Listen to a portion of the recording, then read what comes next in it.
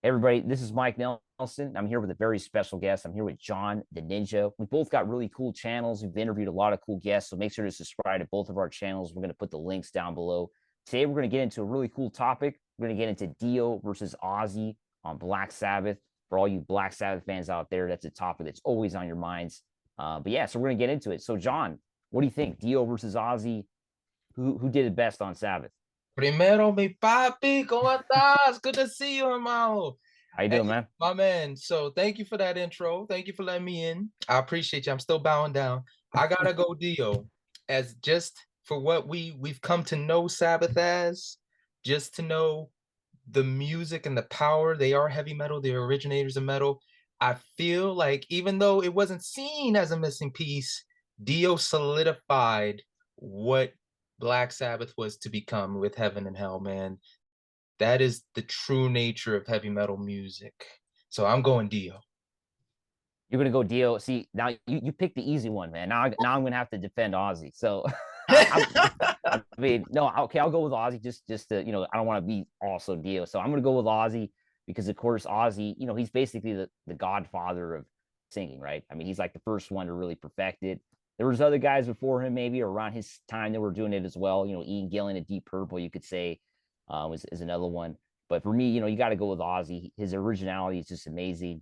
And going even to I was listening to the first Black Sabbath album actually a couple days ago.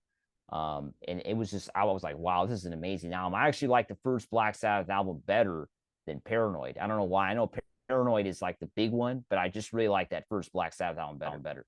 That tells me you an evil son of a gun, bro. Just Yeah, man. We the song Black Sabbath. You can't beat that, man. man, you know what? Here's my argument to that because the love I have for Ozzy, I feel like he really hit the stratosphere on his own. And that's no disrespect to the band Geezer and Tony and all of them, but it's a radical difference when he started going out on his own, doing even his singing changed. But for me, like I listened to those old Sabbath albums, and 100%, the first Sabbath album and Paranoid, they are the quintessential, like these are the foundations of heavy metal. Yeah. What threw me for a loop is the more I listened to the catalog, the more it felt more like the rock at the time. It felt more like 70s rock. And of course, you would have a song off of every single album that would encompass the metal feel, like Sabbath Bloody Sabbath or Snowblind or something like that. But I just always felt like, yo, this I after the first two, I didn't feel like there was a consecutive amount of metal on those albums. It didn't feel like the whole album's metal. It just felt like this is metal, this is rock. And then when Dio comes in, having been in Rainbow and already on the Dragons and Rainbow, spiel, it just seemed like Sabbath as a unit were at their prime as far as writing. He was there with the mysticism and the electric, like just the personality. So what do you feel still makes it metal and gives it its I want to say there's a word for like giving it its It's credit. Edge. Yeah. Well, I think all Black Sabbath albums, even I would say the only one that's not really metal and is rock like you're talking about would be Never Say Die. I feel like without one, it's really watered down. There's some heaviness to it, but it's not heavy metal. But all the ones before, I would say they all have some heavy metal feel to them. You look at Sabotage. For me, Sabotage is my favorite Black Sabbath album with Ozzy. I feel like all the songs are really good. Megalomania, The Writ, they all have somewhat of a an edge to them, kind of an evilness that the other bands at the time didn't have, right? So I feel like that's for me, Sabotage is the best one. And then even like Volume 4, you got Under the Sun, huge. That's a metal song right there. And then Master Reality. Of course, you have Into the Void. Some people say that's the first thrash metal song. So just a lot of really cool moments that make these albums all, I would say, metal. And have some blues incorporated as well, because that's what Sabbath always was, even from the beginning. They always had blues. They always kind of had that like groove to it, not just straightforward metal. What I think a lot of heavy metal fans like, which I liked too, from the Dio era, is that it's kind of just like it's just straightforward metal once Dio joined the band. Like you could easily put that album with the new wave of British heavy metal that was coming out at the same time, and it fits perfectly. And I feel like early Sabbath is not like that, right? You would fit it in more with like bands such as Nazareth or Mountain, right? Which was or Thin Lizzy as well, which was that was what heavy metal was at the time in the 70s. You just have to think of the times, man. I feel like at the time, Sabbath, Thin Lizzy, Nazareth, Mountain, these were all like the heavy bands. In comparison to say like I don't know, Led Zeppelin is not heavy metal for me. It's hard rock blues. These other bands were heavier than Led Zeppelin. And that's when it gets into the debate of like what's hard rock, what's metal, because a lot of people try and throw bands that aren't metal. And if you Yeah, don't know metal people, you're not going to know until you listen to all these bands. But you can tell like there was a time AC/DC was considered metal, with Bon Scott, yeah, and I'm like, you know what? Power Rage had the sound, but it didn't have the feel. Like metal's got a groove, blues got a groove, hard rock has a groove. AC/DC is a very hard rock groove. It's got the swing. You know what I'm talking about when they do yeah, back and forth on it. for So sure, yeah. what Like is Girls Got Rhythms, got that swing. oh, I love that song. God, I love Yeah, that man. yeah, But here's an argument that comes up a lot because again, I've already expressed my love for Dio in the Sabbath era, and even after when they came back as Heaven and Hell around like 2005, 2006. yeah, yeah, Every time I go to a vocal teacher, and they listen to the music I like, I always have them listen to Ozzy, and they always listen to Dio. And of course, it's the same thing. Oh my God, Dio is using his voice so brilliantly. And then they yeah, hear Ozzy, and it's like, oh my God, how long did he last? I'm like, yo, he did this shit over 50 years. No, there's no. You hear how he's stressing the larynx in the back of his throat. So yeah. when somebody brings up that argument, like, Ozzy's not good because he's not a good singer, he's all show and more of a good time. What's your response to that? I would Uh, say, oh, go ahead. yeah, yeah. I would say that when it comes to this kind of music, if you really listen to all these metal bands and all these rock bands, there isn't really one way to do it. Everybody kind of does it their own way. So it's kind of hard to criticize like Ozzy's style. Maybe it's not the right way to sing, like technically. Like if you're trying to teach somebody how to sing, you wouldn't teach them how to sing like Ozzy, right? But the way he got it done, I mean, I don't think there'll ever be another singer like him. And it just especially the stuff he did with Sabbath is like it's hard to understand how he got it done, especially when you like I read Ozzy's book. I can't remember the name of the book, but he had somebody help him write a book. And it's pretty awesome. Like he talks about how he recorded all these albums, how he was just totally out of his mind, right? But it's just awesome to read how he was able to get all this stuff done despite all the things he was going through. Now with the 80s Ozzy, I feel like it's great. His voice sounds great, but at the same time, it's just the production is just totally different, right? It's in a way it's almost more modern sounding, right? Like it's like more like something that we would hear, in metal that came later, right? Whereas with I feel like old Ozzy, it's just like him going up to a microphone and singing live in the studio, right? Without any echo, without any added elements to it. Whereas I feel like later Ozzy, it kind of became a lot of echo and they just added a lot of stuff to his voice. See, I always thought 80s Ozzy found his range. I think Yeah. that's for me what it was because you can hear, like, for me, Bruce Dickinson is probably my absolute favorite singer to listen to, but the era I love him singing is the 2008 to like now. All right, if I listen to him talk or sing during like when Maiden was in their heyday in the 80s, I question some of his why did he say that there? Why did he, try and make a musical sound out of his voice here? Or why did he cut off there? And then when I listen to him now, it's very straightforward, like, oh, that was a perfect cutoff during this song. Oh, he used it just right here. I feel like Ozzy finally found, even though he's out of his mind, he found a range that was consistent for his yelling, his screaming, and they were able to, like you said, the production, they were able to write around it to keep it like, hey, let's keep him high pitched. That's where he's at. That's where he's comfortable. Even if he loses his voice, he can still bring it back. So that's my thinking on Ozzy. But I just he's way more theatrical as far as being a clown and running around. And I think that's what built his legend. Because even with Sabbath, he'd be like, yo, did you see his barn room? I forget what article it was, but it was his barn room habits.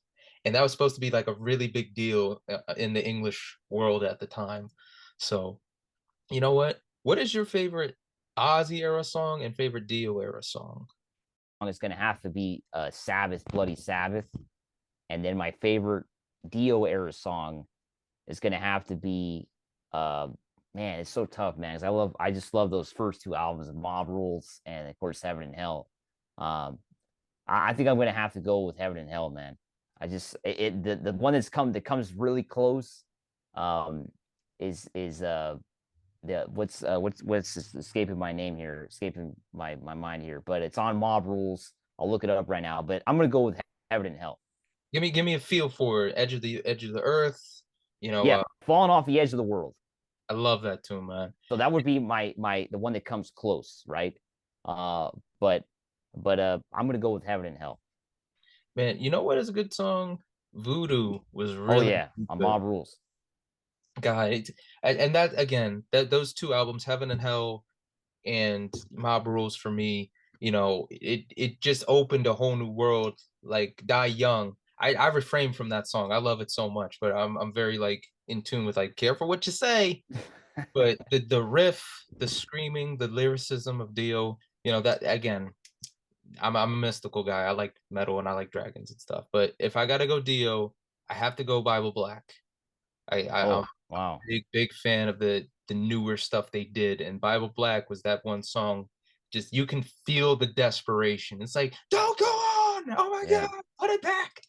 And then if I gotta go Ozzy, that one is tough because all the Ozzy tunes I like, it's always like guitar or bass driven. So I yeah. never really thought about like, oh, what's my favorite Ozzy singing song? But I think for me, it's always going to be Paranoid as normal. Really, Yeah, as I know that's everybody's favorite I answer, know, man. but that's I'm that's kind of sick of that song, to be honest. what was that? I'm kind of sick of Paranoid, to be honest. I've heard it so much. I don't know. It's got a great feel. To me, that's the heavy metal version of Steppenwolf's Born to Be Wild. Like Think so? Yeah, I used to hear that song and think of just like motorcycles going. I yeah, wasn't even listening to the lyrics, but that would be it. I know it's everybody's answer, but Paranoid is always going to be number one as yeah. far I as gotta go with Sabbath, Bloody Sabbath, man. I just feel like Ozzy's just it's crazy. That song is wild, man. Ozzy's voice on that. It's just I really like. Yeah, it's just crazy, man. I really like that one. But you mentioned something earlier about production. I just wanted, I know we're running out of time here, but with production, I always feel like the Sabbath production between 1970 and 1978 wasn't very good, right? Even as a Black Sabbath fan, I think everybody can agree to that. The production wasn't great. They had a different producer basically every album, different studio every album. Outside of maybe Volume 4 and Sabotage, those were the only two albums that were somewhat produced good. I think Sabotage had pretty decent production, but all the other ones didn't have good production. Let's just be honest about that. so that would bring up a different argument too, because I hear that music and you know how like artists are trying to like find their sound and trying to find their thing. I mean, it doesn't help that they were coked out of their mind and going through hell, just speed rushing everything. But I hear tunes like Snowblind and then I hear Hole in the Sky, and it just I feel like, you know what, the way they progressed album wise, it might have been different production, it might have been a little off or whatever, but it always felt right in essence of what the album was. So Yeah. I don't know if that a lot of other people would find that as like that's a hindrance or maybe that was a help. Because Yeah, I usually mean, there's definitely hindrance, I think, with the old albums. Like some of the albums, the drums just not loud enough. Sabbath, Bloody Sabbath, the drums are not loud enough. Some of the other albums, like I feel like what is it? Technical Ecstasy, guitars sounds like out of tune or something. It was recorded, I think, in Florida. There's certain aspects to all of their albums in the '70s that seem off, unfortunately, because I just think they just didn't have the right people managing the band. They didn't know how to record the band. It was really hard to record Black Sabbath in those days. And you got to remember with the Heaven and Hell, they got Martin Birch to produce the album, which of course produced Iron Maiden, all these great bands, produced Rainbow. So he's a legendary producer that I think if he would have been on the band earlier, he would have done a great job. So I just feel like the production was not very good on almost all their albums, but it was still that good that it doesn't, even though the production's not good, the albums are still great. I wonder what would have happened if they didn't get Martin because like, damn, I just It, love it wouldn't have been as good. I feel like I don't think it would have been as good. I feel like if the album would have still sounded good, but it would they would have not had that same sound if Martin wasn't there because Martin was a legend. Do To you be think honest. do you think the sound would have carried over? So there's the Kiss effect. Back when Yeah, Kiss started, their album sucked, but their live show was great. And it was the yeah, same notes, it's the same music, nothing's even tuned down. So you get bands that they can do both well, live and in studio, or they do one well. They're in studio, they're great, but live they're trash, and then vice versa. So, listening to some of I don't know if you listened to the new drops they did for the Heaven and Hell stuff. I heard some of it. It sounded pretty good. It did, but I'm also Yeah. like, how much of that would have been captured if Martin wasn't there? I did ponder that. So it's tough, man. But again, for what Sabbath is, Black Sabbath is always going to be the Ozzy.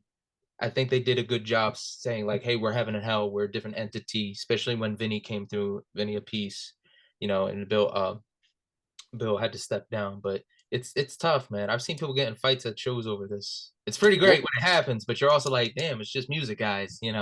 one last topic here. What do you think of the Dehumanizer album that came out in 1992? It's one of my favorite Black Sabbath albums. I feel like Dio was just amazing on that album. Of course, Dio had Black Sabbath kind of had a dark period, you could say, near the end of the 80s. They put out some good songs. Wasn't great, of course, but with Dehumanizer, they came back and it was awesome. I really like that album. What do you think of that album?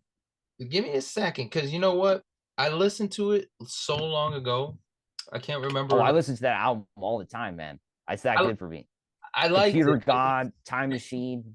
Time Machine's great. I love Yeah, Time yeah, Machine. yeah, But during that period, because I listened to that album so long ago, like in its entirety, instead of just like yeah. songs, and I was like, okay, this is okay.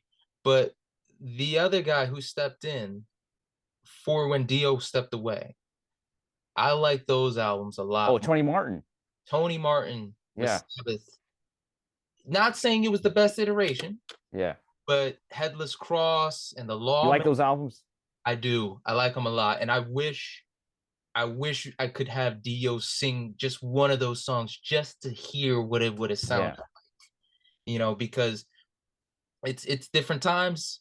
Tony was great for what he was doing. Even his live show, I think they were in Moscow and it's on YouTube now. I yeah, enjoyed yeah. it, They did a concert film. Yeah, but that one was a little bit faster paced, a little heavier to me than when I think back to that other album. I'm like, damn, you know what? It wasn't bad. I enjoyed it. But it yeah, wasn't like, yeah, that's I like a lot of that heavy punch. But man, that was fun. Thank you so much, Mike Nelson, yeah. King of the Thanks a Crowd. lot, man. Appreciate it. Hey everybody, it is John the Ninjas, rock stars, porn stars, and pastors. I talk to everybody, but I am enjoying the fact that I get to speak to my main man, Mike Nelson. Subscribe to his YouTube show and check him out, Mike Nelson. Good sir. Thank you.